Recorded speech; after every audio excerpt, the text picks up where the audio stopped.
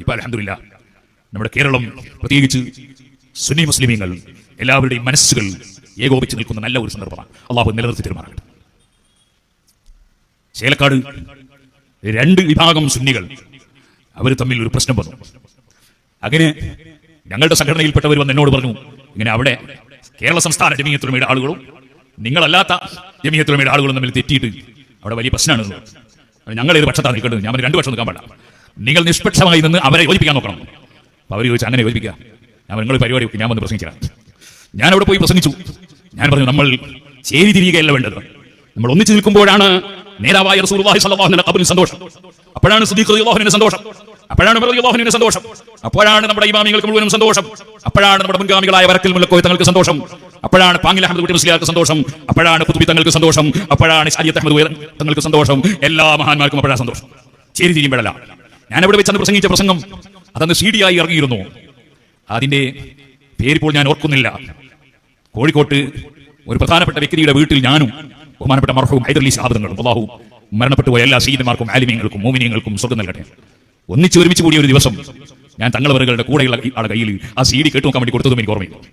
സുഹൃത്തുക്കളെ, ഞാൻ പറഞ്ഞു വന്നത്, പരിശുദ്ധ ഇസ്ലാം അത് ഭിന്നിക്കാനുള്ളതല്ല, പരസ്പരം കുറ്റം പറയാനുള്ളതല്ല, മറ്റു മതക്കാരെ കേൾക്കാനുള്ളതുമല്ല, ശത്രുത ഉണ്ടാക്കാനുള്ളതുമല്ല. ഇസ്ലാം സാഹോദര്യത്തിന്റെയും സൗഹാർദ്ദത്തിന്റെയും സഹകരണത്തിന്റെയും സ്നേഹത്തിന്റെയും സാഹോദര്യത്തിന്റെയും മതമാണ്. അതിന്റെ ആശയമാണ് നമ്മൾ എപ്പോഴും പറഞ്ഞുകൊണ്ടിരിക്കേണ്ടത്. ഒരു ഹൈന്ദവൻ ഹിന്ദു മതത്തിൽ വിശ്വസിച്ച് ജീവിക്കുന്നതുകൊണ്ട് നമുക്കെന്താ കുഴപ്പം? ഒരു ക്രിസ്തു മതക്കാരൻ ക്രിസ്ത്യാനിയായി ജീവിക്കുന്നത് നമുക്കെന്താ കുഴപ്പം? അതുകൊണ്ട് നമ്മുടെ ഇസ്ലാമിനെ അവർ കേടുവരുത്തുന്നില്ലല്ലോ. അതേ സമയത്ത് ഖുർആനിൽ പറയുന്നത് ഇങ്ങനെയാണ് എന്ന് പറഞ്ഞിട്ട് മുഹമ്മദ് നബി സല്ലല്ലാഹു അലൈഹി വസല്ലം സാധാരണ മനുഷ്യനാണ് എന്ന് പഠിപ്പിച്ചാൽ മുസ്ലിമീങ്ങളുടെ ഈമാൻ പോയി പോകും. മുഹമ്മദ് നബി സല്ലല്ലാഹു അലൈഹി വസല്ലം ശരീരം മണ്ണിന്റെ ഉള്ളിൽ ജീർണിച്ച് നശിച്ചുപോയി എന്നാണ് ഖുർആൻ പഠിപ്പിക്കുന്നത്. ഇല്ലാത്തത് ഖുർആന്റെ പേരിൽ പഠിപ്പിച്ചിട്ട് ഒരാളെ ഈമാൻ കളഞ്ഞാൽ ഇസ്ലാമിനാണ് അവിടെ കേടുവരുന്നത്. ഇതുപോലെ മുആവിയ റളിയല്ലാഹു അൻഹു മുനാഫിഖാണെന്ന് പറഞ്ഞ് ഏത് തരീഖത്തുകാരൻ വന്നാലും അവൻ അള്ളാന്റെ ദീനിനെയാണ്, ജനങ്ങളെ ഈമാനാണ് നശിപ്പിക്കുന്നത്. ഹൈന്ദവർ ആരും ഇവിടെ ഈമാൻ നശിപ്പിക്കുന്നില്ല. അതേപോലെ ക്രൈസ്തവർ നശിപ്പിക്കുന്നില്ല. മതമില്ലാത്തവരും ഈമാൻ നശിപ്പിക്കുന്നില്ല. ഈമാൻ നശിപ്പിക്കുന്ന രോഗാണുക്കൾ വലിയ അപകടമാണ്. അതിനെ സംബന്ധിച്ച് നല്ല ബോധം മുസ്ലിമുകൾക്കുണ്ടാകും. അങ്ങനെ അഹ്ലുസ് സുന്നത്തി വൽ ജമാഅത്തിൽ വിശ്വസിക്കുന്ന ജനങ്ങൾ എപ്പോഴും ഒറ്റക്കെട്ടായി നിന്നുകൊണ്ടാണ് ജീവിക്കേണ്ടത്. അഷ്റഫുൽ ഖൽഖ് സല്ലല്ലാഹു അലൈഹി വസല്ലമ തങ്ങൾ നമ്മളെ മറന്നില്ല. അല്ലാഹുവിനോട് സംഭാഷണം നടത്തുമ്പോഴും അവിടുന്ന് നമുക്ക് വേണ്ടി ചോദിച്ചു വാങ്ങുന്നു, അസ്സലാമു അലൈനാ വഅലാ ഇബാദില്ലാഹിസ് സാലിഹീൻ. ഈ സംഭാഷണങ്ങളെല്ലാം അല്ലാഹു കൊടുത്ത വയർലെസ് മുഖേന ജിബ്രീൽ അലൈഹി സ്വലാത്തു വസ്സലാം കേൾക്കുന്നുണ്ട്, അറിയുന്നുണ്ട്.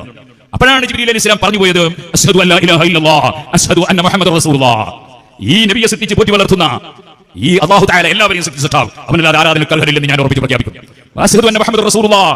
ഇങ്ങനെയുള്ള ഒരു നേതാവായ മുഹമ്മദ് നബി സല്ലല്ലാഹു അലൈഹി വസല്ലം തങ്ങളെ അതാ റസൂലായി നിയോഗിച്ചയച്ച ആ മുഹമ്മദ് നബി സാധാരണ മനുഷ്യനല്ല, അല്ലാഹുവിന്റെ റസൂലാണെന്ന് ഞാൻ മനസ്സിൽ ഉറപ്പിച്ച് പ്രഖ്യാപിക്കുന്നു.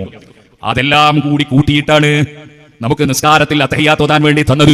അതാ മിറാജിന്റെ രാത്രിയിൽ നടന്ന അല്ലാഹുവിനെ അങ്ങോട്ട് സമർപ്പിച്ചതും അല്ലാഹു ഇങ്ങോട്ട് നബിതങ്ങൾക്ക് കൊടുത്തതും അപ്പോൾ നബിതങ്ങൾ നമുക്ക് വേണ്ടി ചോദിച്ചു വാങ്ങിയതും അപ്പോൾ ജിബ്രീൽ അലൈഹി സ്വലാത്തു വസ്സലാം പ്രഖ്യാപിച്ചതും ഇതെല്ലാം കൂട്ടിച്ചേർത്തുകൊണ്ടാണ് ഉമ്മമാരെ നമുക്ക് നിസ്കരിക്കാൻ വേണ്ടി അല്ലാഹു തആല നിസ്കാരത്തിൽ അത്തഹിയ്യാത്ത് തന്നത്.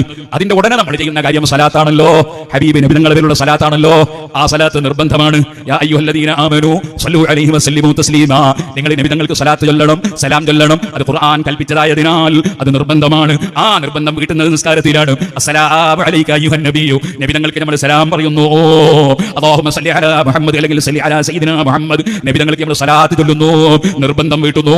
എന്നാൽ ഖുതുബയിലും സലാത്ത് വേണം, മയ്യിത്ത് നിസ്കാരത്തിലും സലാത്ത് വേണം. അവിടെ എല്ലാം നിർബന്ധമാണ്. സലാത്ത് എത്രയും കൂടുതൽ ചൊല്ലിയാൽ അത് വലിയ പുണ്യമാണ്. ഞാൻ ഉറങ്ങാൻ കിടക്കുന്നതിന് മുമ്പ് ഒരു 100 സലാത്ത് ചൊല്ലിയിട്ടല്ലാതെ എന്നെ സ്നേഹിച്ച എന്റെ പ്രിയപ്പെട്ട നേതാവ് നബിയുടെ പേരിൽ ഒരു 100 സലാത്ത് ചൊല്ലാതെ ഞാൻ കിടന്നുറങ്ങുകയില്ല എന്ന് പ്രതിജ്ഞയെടുത്തോ ഉമ്മമാരെ, ചെറുപ്പക്കാരെ. നബിതങ്ങളുടെ പേരിൽ സലാത്ത് ചൊല്ലിയാൽ അത് നബിതങ്ങൾക്ക് മുതലെടുപ്പിനുള്ളതല്ല. മൻ സല്ലാ അലയ്യ വാഹിദതൻ, ഒരൊറ്റ സലാത്ത് തന്നെ എന്റെ പേരിൽ ചൊല്ലിയാൽ എനിക്കിന്നത് കിട്ടുമെന്നല്ലോ നബിതങ്ങൾ പറഞ്ഞത്. സല്ലല്ലാഹു അലൈഹി അസ്റാ, അവന് ചുരുങ്ങിയത് 10 ഗുണം അല്ലാഹു കൊടുക്കും. സലാത്തിന്റെ ഗുണം നമുക്കാണ്, നബിതങ്ങൾക്കല്ല. നബിതങ്ങൾക്ക് റബ്ബേതായാലും ഗുണം ചെയ്യുമെന്നത് അതാ റബ്ബ് പ്രഖ്യാപിച്ചതാണ്. ഇന്നല്ലാഹു വ മലായികതഹു യുസല്ലൂന അലൻ നബി. നബിതങ്ങൾക്ക് ആദരവോടെയുള്ള ഗുണം ചെയ്യുമെന്നത് അല്ലാഹു തീരുമാനിച്ച് പ്രഖ്യാപിച്ച കാര്യമാണ്. മലക്കുകളും ഹബീബ് നബിതങ്ങൾക്ക് വേണ്ടി അവിടുത്തെ പുകഴ്ത്തി പറയുകയും സലാത്ത് നിർവഹിക്കുകയും ചെയ്യുമെന്നത് ഖുർആൻ പ്രഖ്യാപിച്ചു കഴിഞ്ഞതാണ്.